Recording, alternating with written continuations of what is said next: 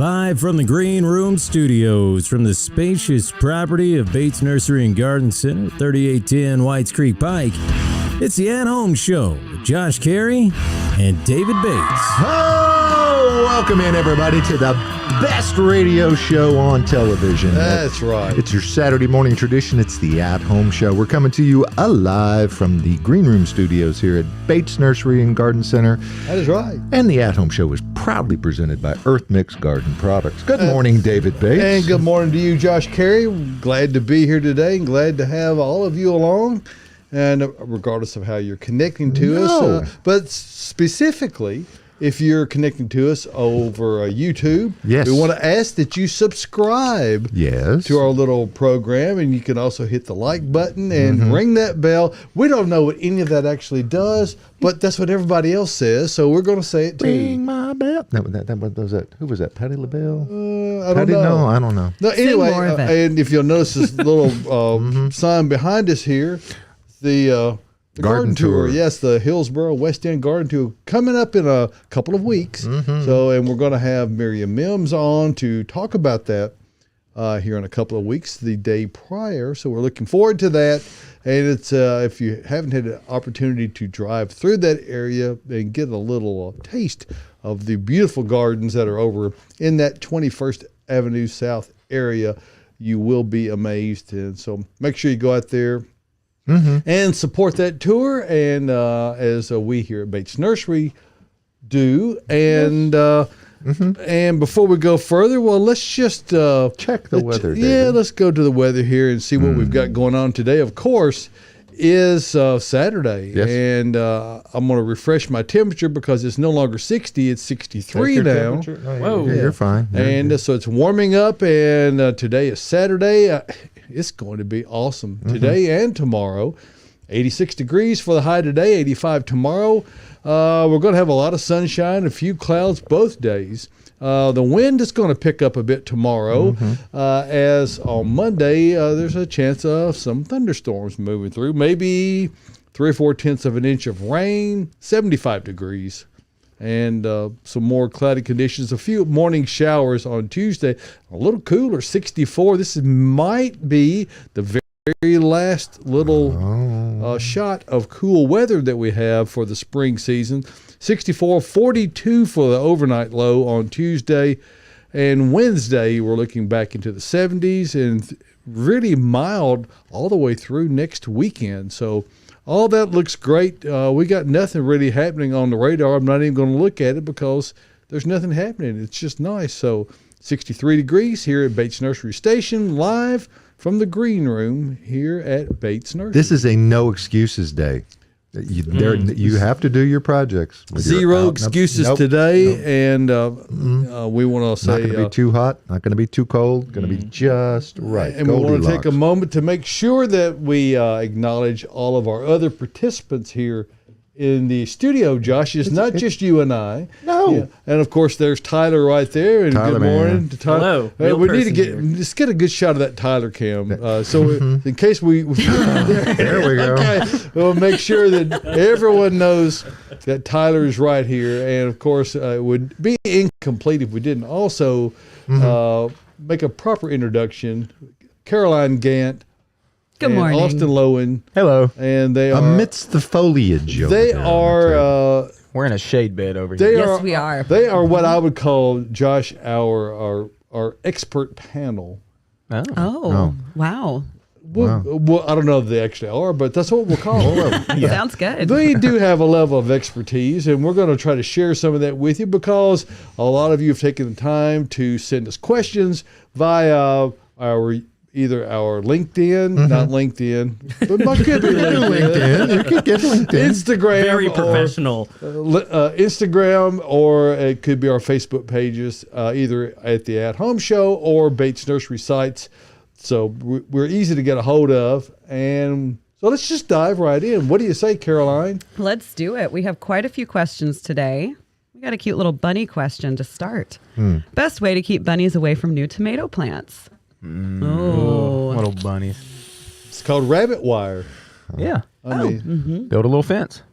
now that will not prevent the deer from That would be deer wire that you would use. and at least 8 feet tall On the deer top wire. as well. Yeah, because they can jump right over that. So Also, there's repellents out there as well. We do have rabbit repellents. They are effective, but you got to stay on them. You can't just spray it once and think you're done. every time it rains or you overhead irrigate, you have to reapply it. Yes. Because it is a scent, a very unpleasant scent, I might add. A beagle dog is quite effective too if it can keep it outside during the nighttime. Right, if you want to have a dog barking all night. Well, a beagle. Or get it off the porch. As beagles are known to do, they like that. They like to eat too. They get very fat. Do they? Yes, they can. Do you have one? No, Okay. no. They bark too much. But he is an expert. He Caroline, is. It for sounds the like record. it. Yeah, oh yeah.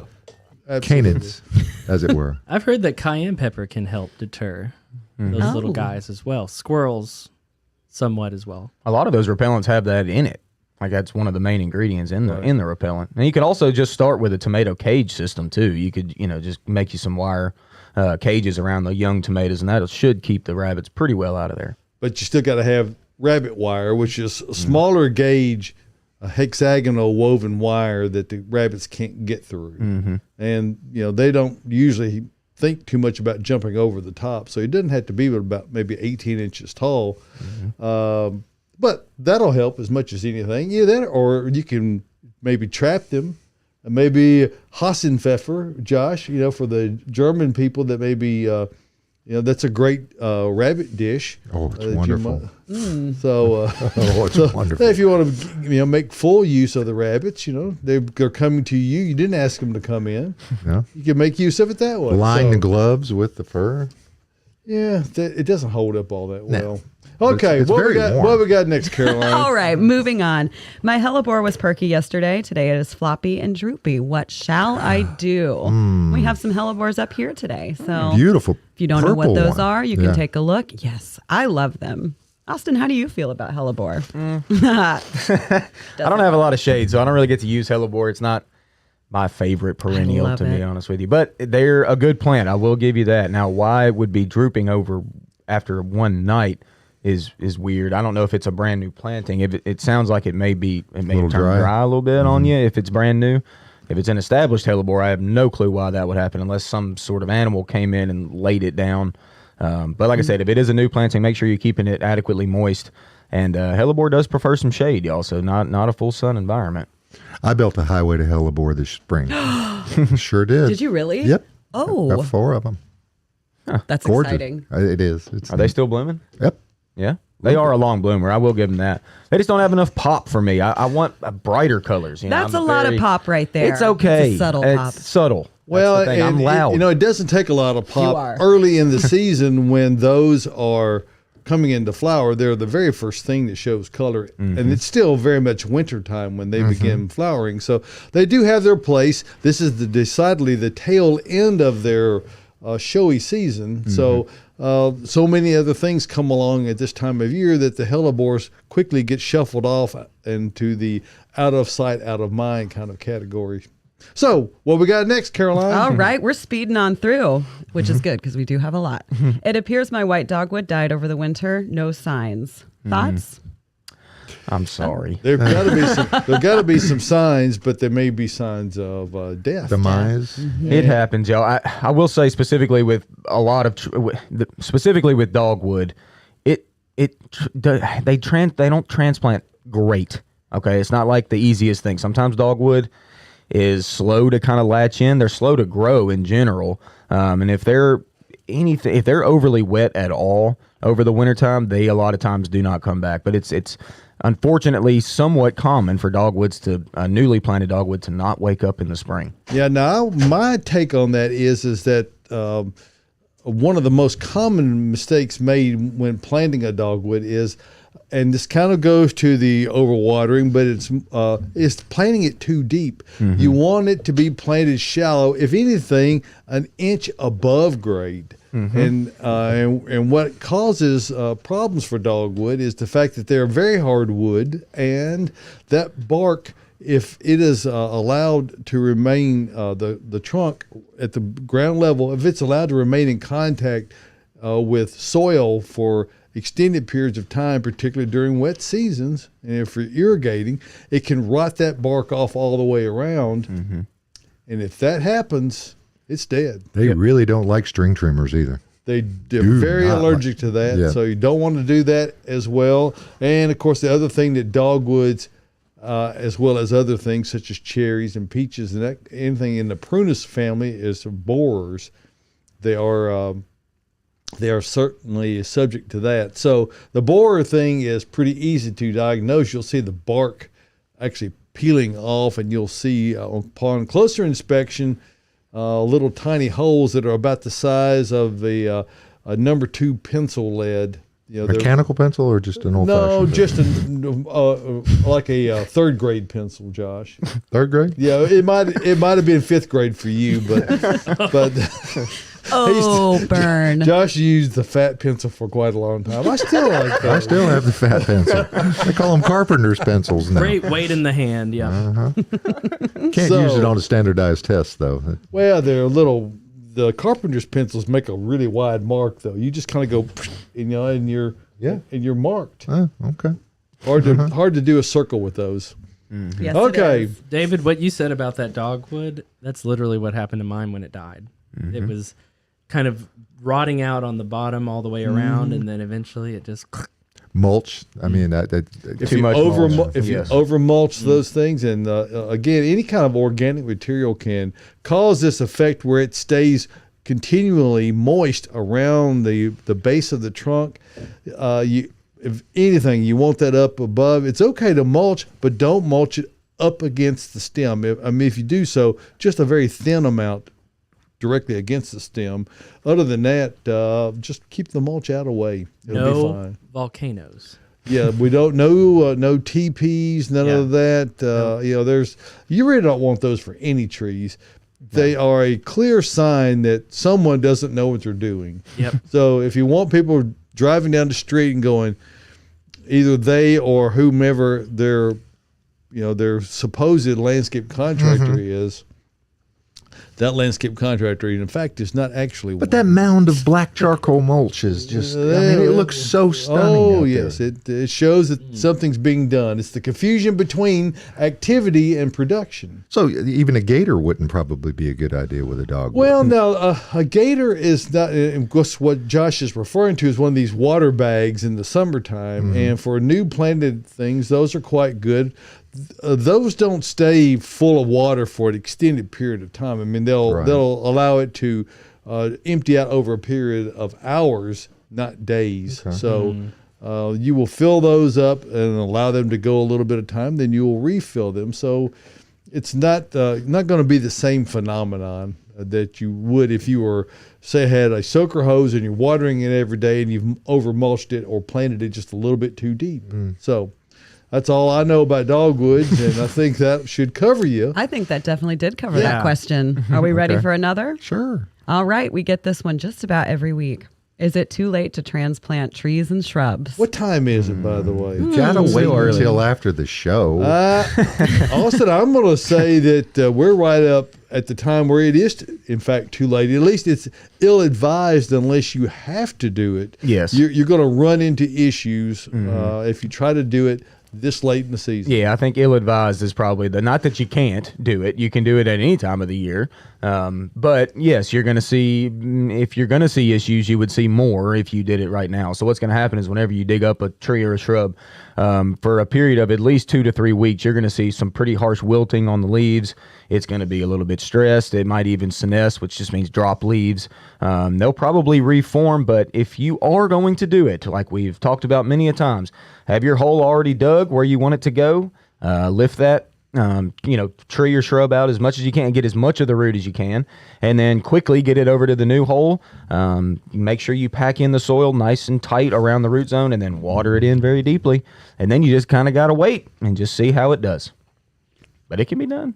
But It can typically be you do it done. in the fall. Typically y'all do it in the fall. And the other thing that's an issue is that you've got plants that are, they're pushing all this new growth now. So all of this energy is being required to support foliage and flowers.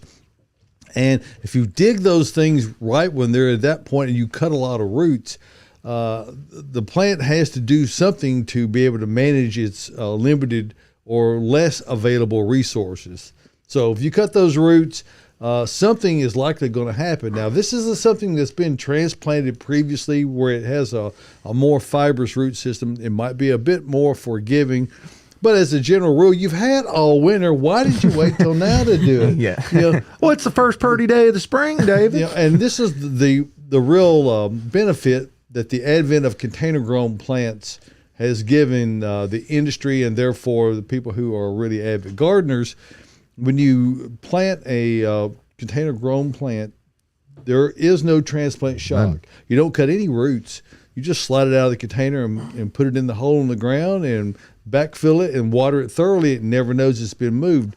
However, those that have become established, when you're cutting those roots, it's definitely going to know that. So just try to, unless you're moving and you didn't realize you were going to be moving and you want to take your Aunt Sally's hydrangeas that are heirlooms that came from her great grandmother's garden or whatever the case may be, unless something like that happens where you just didn't know go. You got to take it with you, and you're gonna lose it either way. Then I would just wait. I wouldn't do it now. There you go. We are now the vegetables in the frying pan of Emerald Lagasse, who's about to turn it up a notch in May here in Tennessee. That's where we are. Oh. Okay. Wow. I like that, TY. Bam. Lovely. Bam. All right. Moving on. Can I scatter wildflower seeds in my lawn, or do I need to start a new bed? Go right ahead, folks. You can do anything you want to do. Yeah, but I mean, I don't, in your lawn, are you going to be mowing it? Or are you just going to let the grass grow? I mean, a lot of those seeds will still pop up. A lot of them won't. But if you just do the scatter method, if you want just a flowery lawn that you're not going to mow, sure, go right ahead. But if you got to mow it, then what's the point? Yeah, what's the point? So you may start a new area, and you would have better success if you actually started. You got it down to bare dirt, kind of scratched it up a little bit, and then sowed your seed, and then watered thoroughly. Kind of define the area a little bit. Mm-hmm. Well, and many of us have been driving down the interstate highways or other divided highways and see a sign on the side that says "Test Wildflower Area. Do not mow." Now, those are not for us who's driving down the road. Those are to remind the ones who cut the road size, don't mow this area. We're trying to work through some hardy types of wildflowers that we can put out here and plant so we don't have to mow anymore. Exactly. Yeah. So along that lines of thinking would incline you to believe that you should not mow a wildflower area. But yeah, as it were. Yeah. I've done it before on my property. I just scattered some seeds just to see what would happen. And it looked cool, but then grass grew up in between it and it looked messy. So, because I just put it on And top then of you it. mowed it and then they all Then I died. mowed it down. That's right. But it looked good for about a month. Looked pretty cute. All right. Are we ready for another question? Let's go. Far away. Let's get one more in. Why doesn't my peony have buds? It's bloomed every year. It's in a container in full sun. Mine doesn't have buds yet. That's what I was about to say. None of mine do. It's a little bit early. I've got 3 peonies on the side of my house that were there when I got there, and one of them does have buds, I'll say that, and then the other 2 has 0. So you should be fine. It's just not quite time yet. So give it a couple weeks here, and I would say 2 to 3 weeks we'll probably be talking about how peonies are full bloom. But at the moment they are not. So just kind of chill out and just wait. They should be coming. They should come. Yeah, the ones that I inherited this spring have buds all over them, and we'll see. It's kind of funny. They're fairly sporadic. Like I said, I've got 1 that does and 2 that don't. So. Now I did take the one as they brought it to me in the native soil in the paint pail. I did take it and put it into a larger container and used earth mix garden products around Now, it. how did so you does get that happen to be something? How did you get it out of that paint pail without? It was a bit of a struggle. Because you got that lip over the top. Well, of it's a plastic pail. Oh, I A see. plastic So it pail. is a tapered container, and it was it smooth wasn't too somewhat. bad. Okay.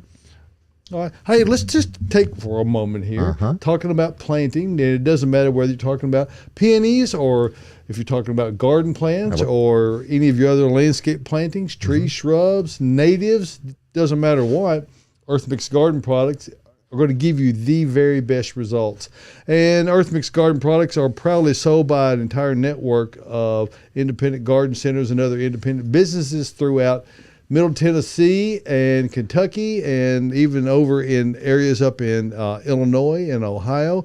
If you want to find out the location nearest you, go to findearthmix.net and click on this Find Earth Mix tab. And once you click on that, it will give you the entire page of all the locations around. You can zoom in to one nearest you, or just put in your address and get turn-by-turn directions for the one nearest you. So why would you want to use Earth Mix as opposed to any other kind of potting soil? Aren't they all the same? No. They are not. Number one, Earth Mix is truly organic, and not just organic in the sense that it doesn't have any chemicals in it. It's also the most viable and productive. So through many years of research and testing and the proper selection of inputs, Earth Mix Garden products, including great products, probably the basis of the Earth Mix line is Earth Mix Supernatural. So if you've got an existing garden that you just want to supercharge, but you don't want to put chemical fertilizers on it, Earth Mix Supernatural is your product, and it is available in the bag or in bulk.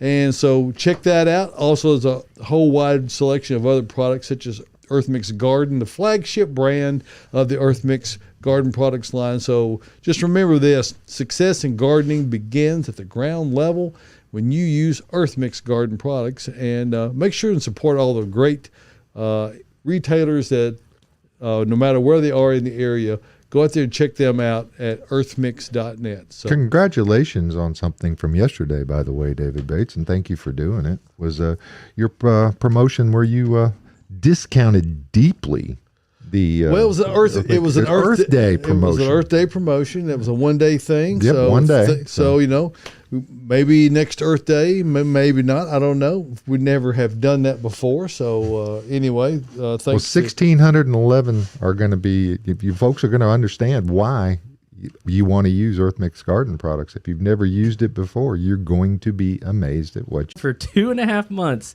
has been sown in Earth Mix. So there's Earth Mix Garden has been put an inch or two all over this area. Get a little baby Japanese maple. That's an autumn moon Japanese maple. Ooh. My coral bark, I transplanted that. No transplant shock. And then an evergreen clematis. And it's amazing. The results, the sowing was super easy, and I couldn't be happier. Well, there you go. We don't want Tyler to be unhappy. No, well, we don't want him to be less happy than he could be. He couldn't be any happier. I mean, truly, there's not a set of circumstances you could put out there where he could be happier, and we can't guarantee that for everybody who uses Earth Mix, but it will at least enhance your already good state of happiness. So we'll let it go there. Okay. Thanks for giving us a moment to talk about that, and now we'll interrupt Caroline and Austin chatting off camera. Quietly. Passing notes. That's right. So we have just a couple more questions left, but I feel like in the meantime we should probably talk about what's in bloom, because there seems to be a lot that's in bloom right now. I think that's great, and there's a lot to talk about. There's certainly a lot. God, I was driving in this morning, and I was like, oh my God, I got to write all this down. There's so much in bloom. So I thought I did a little, I'm going to start with trees, and then shrubs, then vines, then perennials. So let's go right now. Dogwoods, redbuds are still going, y'all. It is still happening. They're all full show, looking good. Redbuds are kind of on their way out. They're about halfway gone. Dogwoods are still going. They're about full show. One of the prettiest trees in blooms right now is the Kwanzaa cherry trees, which are fantastic. You're probably noticing them. They're the double pink bloomers. They're kind of pendulous, and they kind of hang down from the tree. Beautiful right now. A really nice, small growing tree. Nothing that's going to get crazy big on you, but extra showy, and they are just full bloom right now. Austin, I saw 2 this week that I thought were Kwanzaas, but with your description, the caliper on these trees, they must have been 30 years old. It was about 13 or 14 inches on these two. And it was just absolutely They stunning. can get stout in the base. Yeah, there's no doubt about that. They just don't get crazy tall. Yeah, they're a very round growing about tree. as wide as tall. Yeah, pretty much. Almost the That's what I saw. Yep. So that's what they were, and they're beautiful right now. And then to finish up the trees, one that you don't think of very often is the old native black cherry trees. They are really pretty when they bloom, but they're somewhat messy. So if you have a black cherry, you may not know it. What they do is they produce these little bitty berries, if you will, that turn black, and they can be scattered amongst the ground. I've got one right above a concrete pad at my house, and buddy, I got to go out there and leaf blow them because they turn hard. So if you're barefoot, you get one of those on your heel and you know it. So birdies tend to like them. The birds like them a lot. Yeah, they're favored for their wood, a very pretty timber tree. So they're in bloom right now. They're all honestly, for the most part, all in your wood line, or they're a native tree, but they're blooming right now. So kind of cool. All right, so let's work into the shrubs right now. An old school plant that is in bloom is your bridal wreath Spirea. That's been around forever. That's a large growing shrub that's just tall and wide, and it blooms white all throughout the plant. Little tiny blooms, but just millions of them. Also known as Van Hootie Spirea. That's right, the old Van Hootie. He's a great guitar player. Yeah. That's someone else, Josh. So close. But yeah, that plant's been around forever. It's still I consistently know what Josh blooming. is naming his when he gets one. Eddie. Eddie Van. Eddie Van Hootie. You could go Alex. Yeah. You could go Wolfgang. Hey, Yeah. be a All right. monster. Okay, back to Continuing on. shrub. Back to it. What else is blooming? Biggest one right now that you never notice until they bloom is azaleas, y'all. yeah. They are lit up. The pinks, the whites, the purples all over the place. They absolutely cover the shrub. Azaleas are fantastic bloomers. But like I said, it's one you don't notice until they bloom typically. But right now, they're fully showing. One of the biggest ones that's blooming right now, like biggest, I mean largest growing shrub / tree, is our eastern snowball bush right now. Y'all see those huge, big white blooms, technically a viburnum. People call them snowball bush. They get them confused a lot with hydrangeas. Not hydrangeas. They bloom in the summer. The viburnums are the spring bloomers, and they are the big old white blooms that are up. They can get 12, 15 foot tall if you let them. So those are really going right now. And then speaking of Tyler's yard, what else is blooming? The Fothergilla right now. It blooms without leaves on it, so it's pretty showy. I saw some downtown the other night whenever we went down. And they're really showy because they don't have leaves right now. They just have blooms. So that's another one of the shrubs. So let's do a couple vines right now. Wisteria, y'all.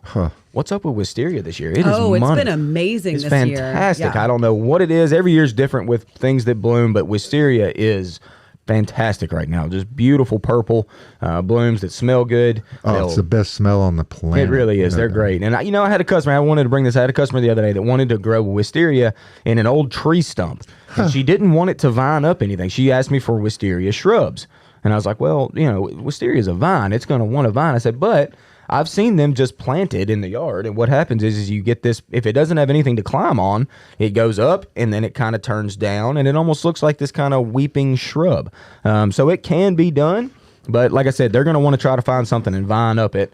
And it'll grow 30 feet away, and it'll be 30 feet on this side, Exactly. and 25 feet on the And other that's one. it's one of the side notes I was going to add about wisteria is a bit of a cautionary statement. The home where I live now that we bought about 15 years ago has a portico-share. It has a little overhang carport, that you drive under.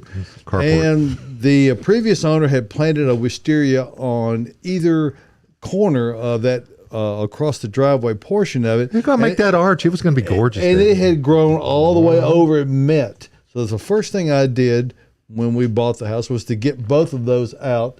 And then I began, and I'll repeat, began the digging process, which still is ongoing. I'm noticing my boxwood has wisteria coming up in it right now. So you need to think well before you plant wisteria. Make sure it's something that you are going to be good with and be able to maintain.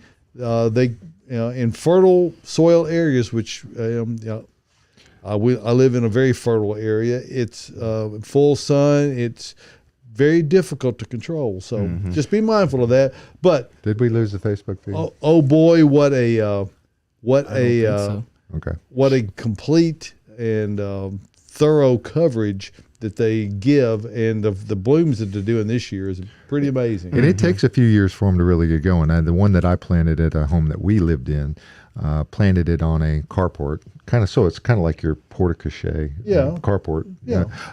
And it had a wrought iron support going up to an aluminum roof back to the house. Planted it right at the corner, was going to try to train it to where it would run across a wire to all three of these supports. It took one of the first support that it was on, it took it and twisted this wrought iron support to the point that I had to take the plant out.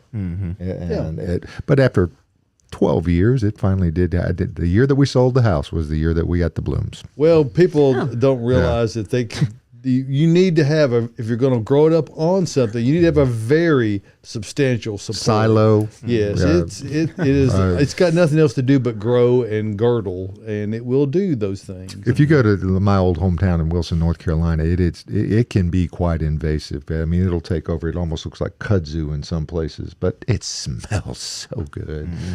Absolutely. Sure does. Another one that smells good while we're here is the Carolina Jessamine vine. Yep. They're blooming right now. Yellow little bitty bloom, or not little bitty, mid-sized blooms that smell really good. So another good one to use. That's an evergreen vine too, so it's something that keeps most of its foliage through the wintertime and then continuously blooms in the springtime. So that's a good one.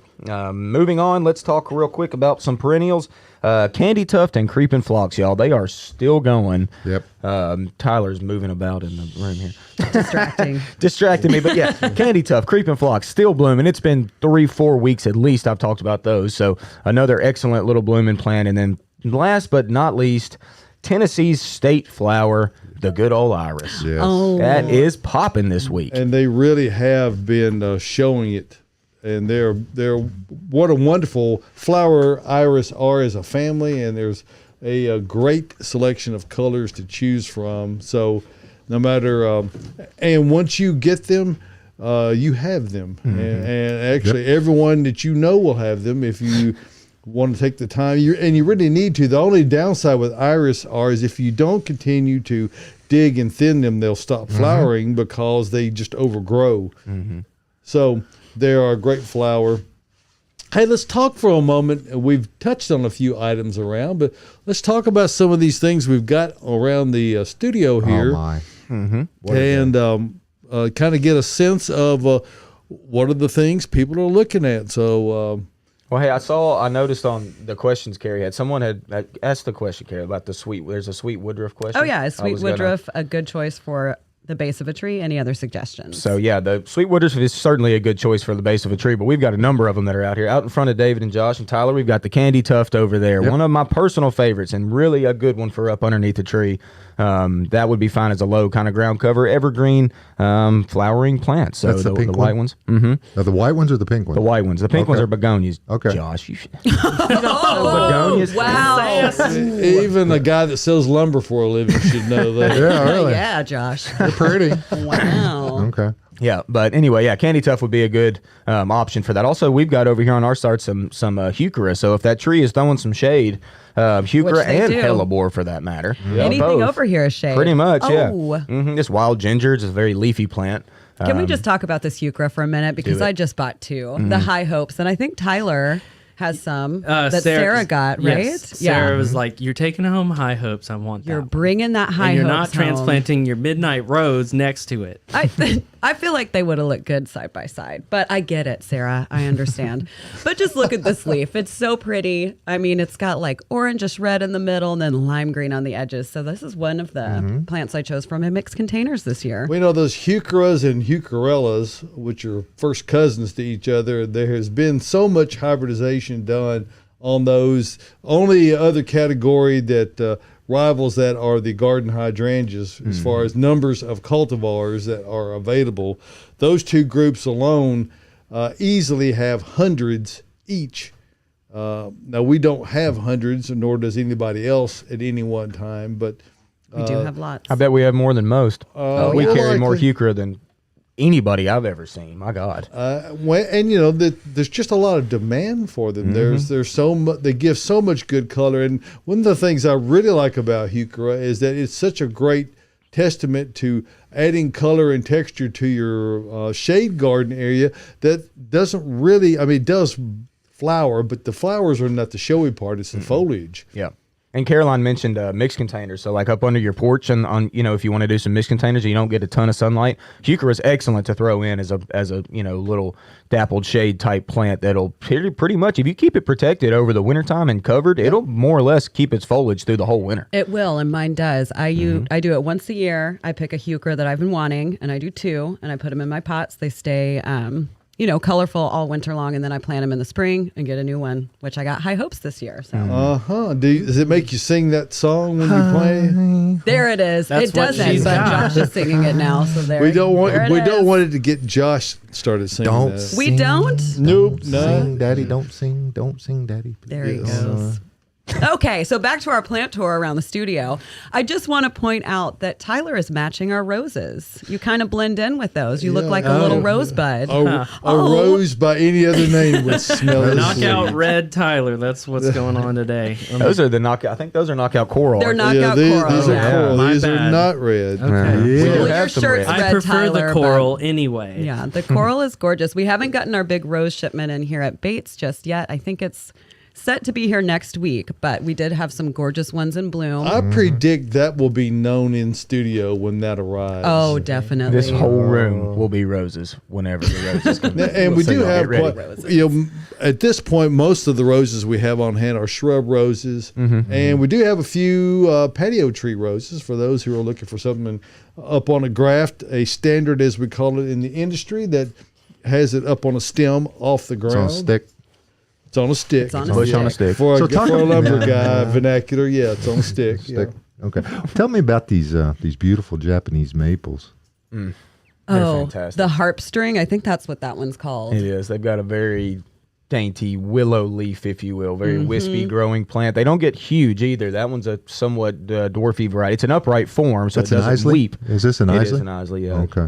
Yeah. By the way, folks, before the show, I was first one in studio this morning, so I took a walk down through the lot. You need to come see the Isley stuff that is out here. It is We got a couple things, unbelievable. They're not the they're not known as the kings of the conifer kingdom.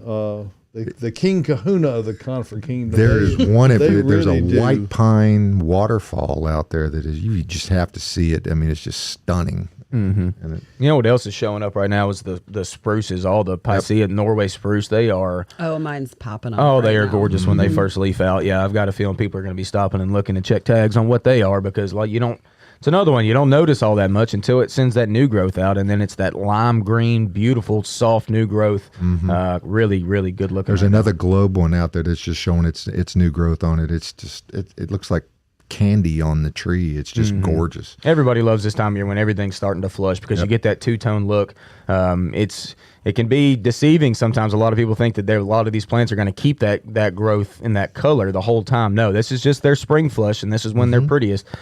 Specifically, boxwood right now is really flushing that kind of lime green color, and everybody's eyes drawn to them. Even for just a round little evergreen shrub, the boxwoods when they first leaf, they're something to look at. My dappled willows are doing the same thing. I mean, it's just the new growth is just spectacular. Yeah, we've got some pretty ones on the lot right now Yes, too. you do out there.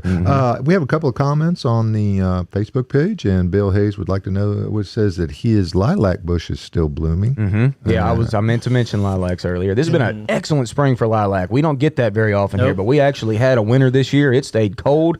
Lilacs really, they have a chill period that they need. They need to stay cold long enough to really form their flower set. And this year has been a really good one. I noticed a lot of lilacs around that are looking good. And additionally, we've had a very mild spring. Yes. We're having some mid 80s this weekend, but it's going to go right back into the 60s and 70s right after this little 3-day run. So what that has done to things like candy tuft and creeping phlox and other flowering trees that have been going on that have really stretched out for much longer than we frequently get them. So you're getting a lot of extension on things this spring because we haven't jumped into summer gear quickly, and we're grateful for that. Yep. And Susie P wants to know, Susie P, I know her.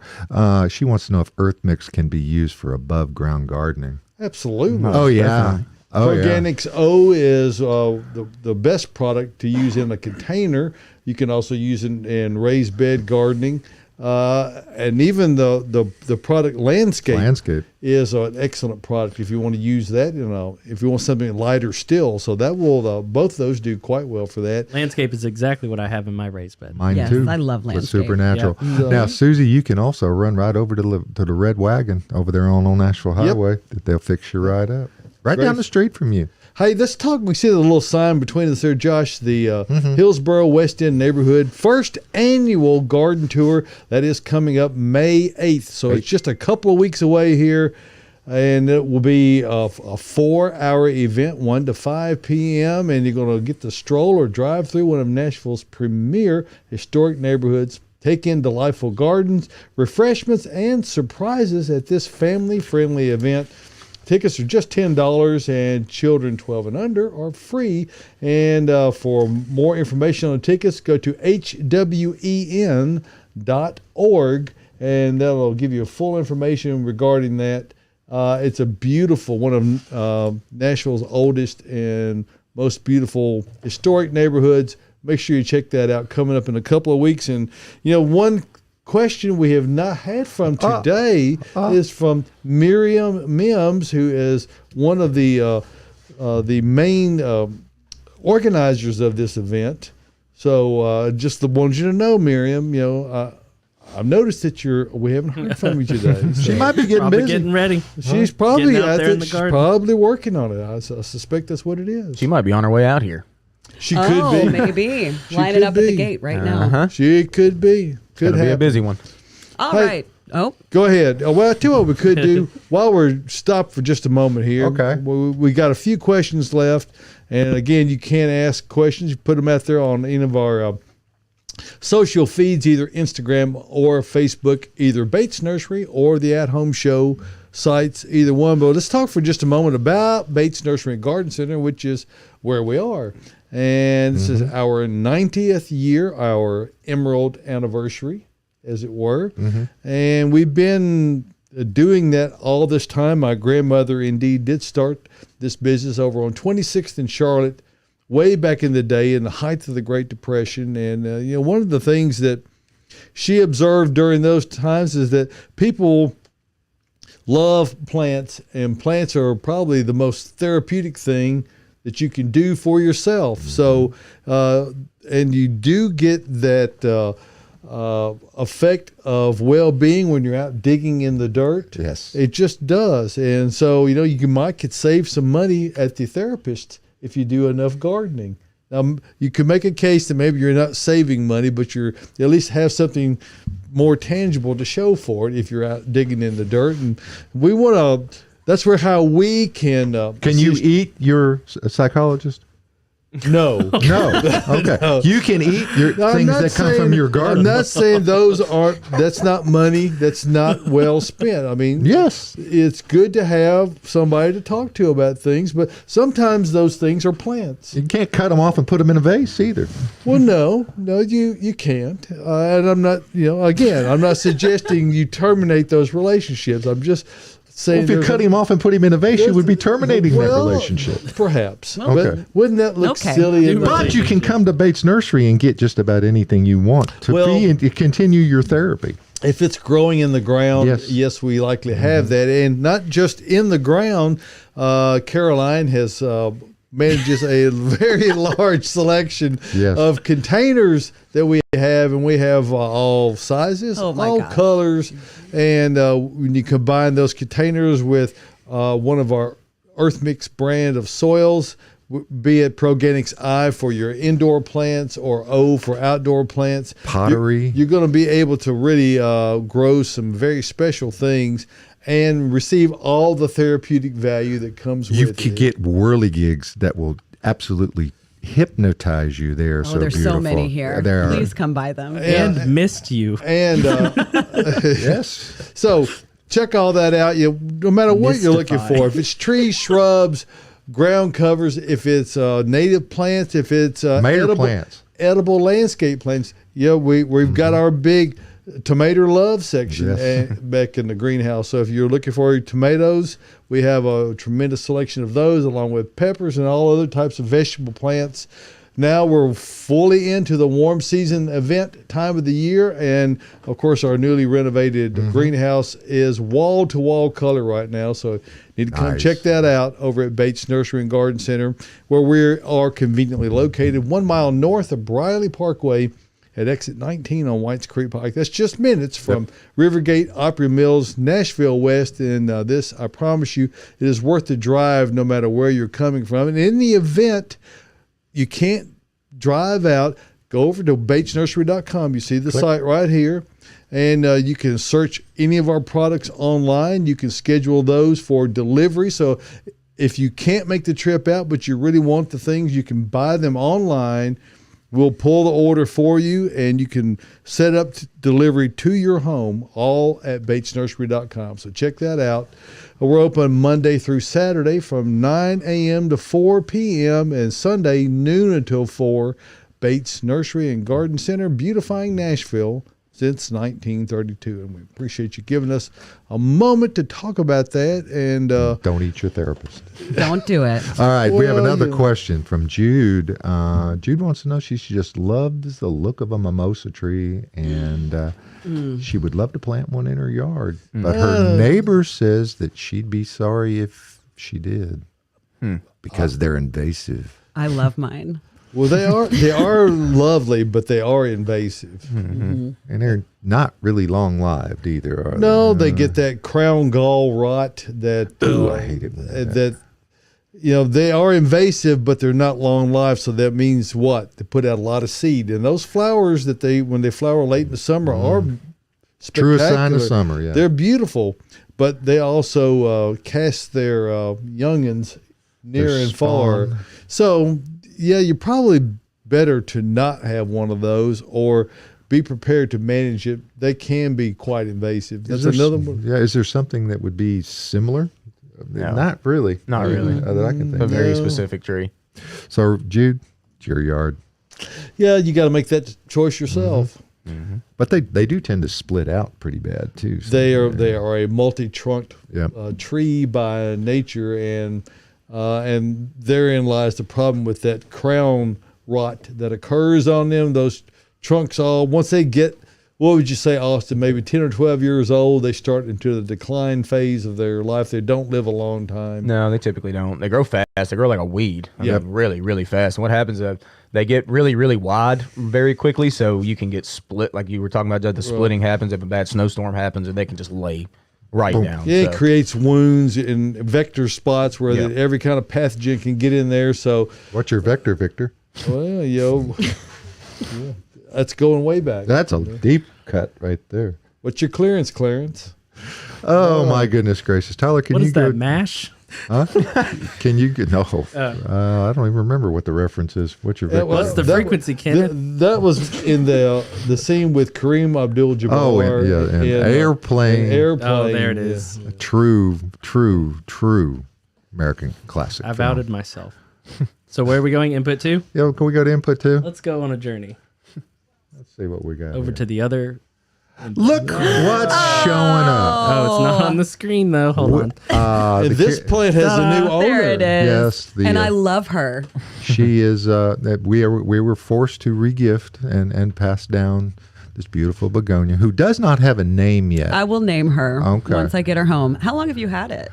We've had it about 3.5 years. So when you say we, is it just you and Diana, or is it the whole family that owned? Does everyone know that they have an equal part in this? You gave away their part. Josh, what are you thinking about? Well, Eliza doesn't give two things about it. Aaron doesn't have a place for it to live, but So we actually inherited it from a neighbor who moved away from So across if the Aaron street. had a place, then but the good news about a begonia like that, they're easy to propagate. And I bet you Caroline will re-gift a piece of that back to her. Oh, I whatever definitely will. okay. But look at the beautiful blooms. I mean, that's the most striking thing. That's why we probably have kept her as long as we have, is that for these 2 weeks or so that she's been blooming, it's just amazing. And I really think the foliage is the calling card Really? on it. I do too. Yeah. Well, she needs some love, Caroline. You can tell. I will give her lots of love. And you have assigned a female gender to this plant when I, in fact, and Austin backed me up on this. I believe this is dioecious, is it not? Excuse me? Oh, gosh. Not that there's anything wrong with that. To be honest with you, David, I've never looked that up. I don't know if they are or not. They might be, She's a lady. but hey. She looks like a lady. She does look like a lady. She definitely is. But thank you, Josh and family. I will take very good care of it, and I love it so much already. Very good. Very, very good. All righty, folks. We're coming close. Do we have any more questions? We've on got about Instagram? 3 more Okay. to Let's get get 'em in. in. So, first one, personal question is what it says. Uh-oh. What's Caroline's top 3 favorite houseplants? Well, that's a good personal Great. question. It is a great personal question. I would say starting with third and moving my way up would be blue star fern. I've had one for about 4 years now. It's super low maintenance. If you're into ferns, it's probably like the lowest maintenance fern. I've forgotten about mine, not watered it for, I would say 2 to 3 weeks, and it did fine. It's one of your favorites, yet you forgot about it. Well, I do have a lot of plants, but it gets just huge fronds. I mean, it's amazing. I have it in my bedroom window, and I'll just wake up in the morning and stare at it a lot of the time because I love it so much. So blue star fern, that's my third top favorite. Number 2 would be Scindapsus. So Satin Pothos is what a lot of people call it. It's its common name, but it's a little bit fancier than like your standard pothos. It's like it's had mold for installed onto the foliage of it. Yeah. It is, yeah. It has a very It's smooth sheen.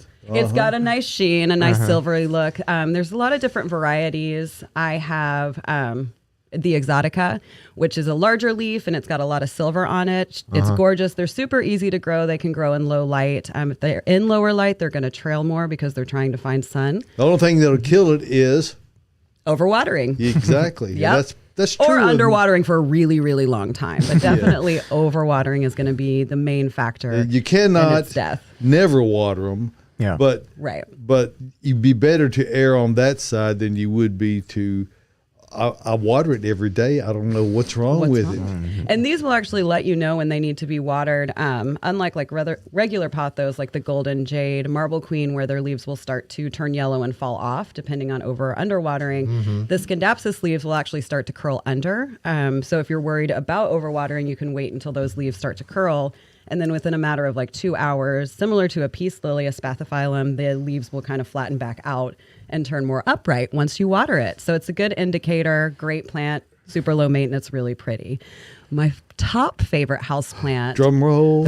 is going to be a Euphorbia cactus. So a candelabra cactus is what a lot of people call it, Euphorbia ingens. It looks like a cactus, not a true cactus. It's Euphorbia. There's so many plants in that family. It is wild. Poinsettias are in the same family. But I love cacti. This one in particular is my favorite. It's very pest resistant. It can sit unwatered for 4 months, which I've done before. It can also sit in a fairly dark space for a cactus and still thrive and grow. And you're our resident cactus queen here. You've got, I don't even know how. I've been to your house before and I've seen so many cactus. Tell people some misconceptions with cactus. There's a lot of misconceptions with cactus, and I That do have a lot. They're stickers. They They're have stickers. They No, will that's- get you. No, that's not a misconception. That's actually true. Everybody very knows true. that. Yeah, they will bite you if you run into it. It'll get you good. One nice thing about Euphorbia, they don't have spines; they have thorns. You know, I had euphorbia during the 70s. Did you get a shot? No. No, well, it wore off eventually. Okay. Go ahead. But with those thorns, they're not going to go into your skin and stay there like the regular spines on prickly pear and a lot of other types of cactus. So they're a little bit nicer. People think cactus grow really, really slow, like they're going to buy it and it's just going to stay the same size for years and years. Not true at all. A lot of mine, especially my Peruvian apple cactus, will grow upwards of like 4 feet in a summer. Seriously? They will get Whoa. huge. I've had to chop mine, I think 3 times now. And at this point, it probably would be about 18 feet tall. Hey, talk about that ahead. real quick. And whenever you have a cactus that's, say, 4 foot tall and you just literally chop it in half. Oh, does yeah. It, does You it die? just no, it doesn't die. You just chop it off. I mean, I've had them fall off my porch before and break. And then I just took that top part that fell off or that you cut off, let it callus over for about 2 weeks, and then you can stick it in that same pot or a new one. You'll have a new cactus. And then the original plant where you took the cutting from will start to grow new arms. Usually you get Cool. 1 to Let's 3. talk about that one little aspect there for just a moment, Carolina, about allowing it to callus over. And when people cut a cactus, they might want to think about, well, I need to get this in the ground quickly. And on most other plants, that would be true. But with a cactus, it's very different. They're very juicy looking on the inside, and that needs to have time to somewhat heal over and create a spot that roots can form on. If you don't do that, it'll just rot on you. Right. It'll rot really quickly. People ask me, can I prop it in water? Absolutely not. It'll rot right away. One really cool, there's so many cool things about cacti, but a cool thing is they hold their own water. So like out in the desert, when it rains, it doesn't rain very often. They have to absorb that water so they can keep, watering themselves and drinking water throughout those months that there's droughts or whatnot. So they hold that water. So when you take that cutting, you'll see that it's really moist in there. There's a lot of liquid. When I say callus over, just like a scab. So if you cut yourself and then that blood, gets hard, scabs over, and then it heals. That's what you want your plants to do. Just do not pick Don't at it. pick it. You want that exactly cactus like to that, scab but over. it's sort of. So It's whenever just you- like that. So you literally just mean leave it out, exposed to air. and Leave it just- out just lay exposed it to down, air, pretty a much. dark, dry place. Yeah. And then stick it in that pot and it's going to be fine. And one other misconception about cacti is people think that you can't put it out and let it get rained on. Yes, you can. If your pot has proper drainage, so you just want at least one drain hole in the bottom. I use terracotta pots for all my cacti because they wick the moisture out of the soil. But once it warms up to 50s at night, I stick all of my about 90 cacti outside in full sun and just let them get rained on. I don't move them until I bring them in the winter. One of the real beautiful things about using clay pottery is that it does breathe, and it will wick that moisture out of the soil, and it'll dry rather quickly. And you're right, wonderful for cacti and succulents because they like to get dried out. That's the thing. And around here in Middle Tennessee, if you have a cactus out in your yard and it's getting rained on, you literally never have to water it. I never water mine. Never needs water. So it's a good one to throw outside and let the rain do it for you. Yep. Let Mother Nature. Cool. I've gotten Take into care of cactus her. a little bit more. They're kind of cool. They're the coolest They really plants. are. Maybe not. You can eat the coolest prickly plants pears ever, too. I mean, you can yes, actually you eat can. those. Yeah. Now those will give you a reminder if you Yes. get Yeah. too close to them. Those are sassy. and little they are a things. native, which which is this is I guess it's the only native cactus we have. The only native here, in That's Tennessee. what I thought. But we do have a selection of cold hardy cactus right now. Yes, Right. we do. Sold a The couple cholla yesterday. cactus, and then Those we have some things. agave. Oh my God, those are gnarly. They I are. mean, like if you a- like gnarly and you want thorny, so you got. I like agaves. Yep. I do like too. agave too. We have, and we do Oh, have yeah, what we- is it? The Blue Century agave. Is that Yeah, what a it's called? century plant, We and have- it's hardy here. You know, I have seen some Havartiana. century plants that appear to be 100 years old. Oh, really? Yeah. They're cool. Well, we just have a few minutes. I know we had some photos. I think we have 1 minute left. Okay. So- No, we have 6 feet tall, and it is blooming red and pretty. I really love that plant. It's a- And there's a guy with a Look at that shadow that looks shadow. very much Wow. like I had to Austin. crop Y'all out your don't. shot. Now, will it I'm leave? not a photographer. You did great. We could tell. It's very artistic. But will that leaf out? Down to on the stem. Now, I don't really want it to, but it will Okay. sucker from below. You probably Okay. saw in the picture, there's a stem coming up from the ground that's trying to kind of sucker up from the earth. I don't really want that. I like a single stem to the Okay. canopy look, so I'm going to leave it. But yeah, naturally they do grow kind of more bushy rather than tree form like that. I kind of pruned that to look like that. Okay. Yeah. I love it, though. It's pretty. very nice. Beautiful. And they don't flower for a long time, so No. you got to get out there and enjoy them intensely while they're in bloom because it might only be a couple of weeks. Yeah, exactly. And you know what? I saw yesterday my very first hummingbird flying around the house. you I go. saw one yesterday Hummingbirds too. love those flowers because they got that fluted. You kind of got to get in there to But get you to the know what flowers. hummingbird's favorite color is? Red is number 2. You know what their favorite color is? Yellow. I think soft Orange. purple. Orange? Orange. Oh. Yes. Vote They're all for about that. some soft purple too. I have noticed that they like that soft purple color as well, not just red. All right. Well, there you go. Wow. All right. So, did we Fancy. get through all the questions, Caroline? We have 2 more, but I know Josh has a photo, and I don't want to. Didn't you have another Josh one? has already had time. We don't need Josh's All right. photo. Let's go to questions. Let's go to questions. It's on the We gotta be Facebook quick. page anyway. We do have to be quick. We can run over a tad. Go ahead. Can we? Do we have permission? It's- 59. Yeah, we can do it. Browning dry evergreen. Clematis removed most leaves. Should I cut it back? Yes, anything that looks bad, go ahead and get it cut. That evergreen clematis that you have usually suffers a little bit of dieback over the wintertime on those evergreen leaves. Anything that looks Almost rough, always. almost always. So yeah, anything that looks bad, remove, and you can shorten it a little bit, and you should see a quick response. Wow, that was great. Let's get one more in. Yeah. What is a good Speaking of quick response, What is a good ground cover for a partial shade next to a creek? Hey, how about this hellebore? Yes. Oh, yeah. Partial shade, ground cover, I flowering. really like Vinca minor personally, Vinca minor.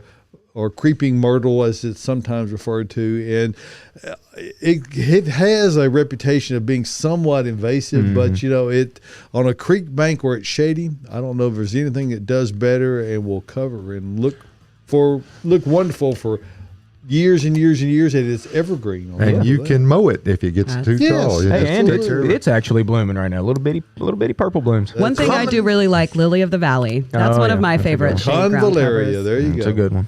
Yes, it Alrighty, is. folks.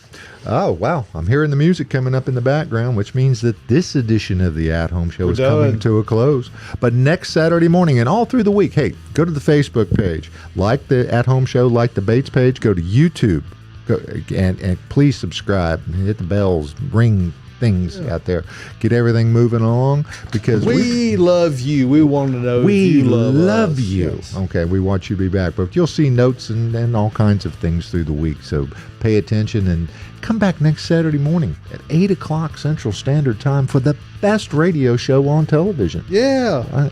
We'll be here for you. For the entire crew, we thank you. We'll see you next week.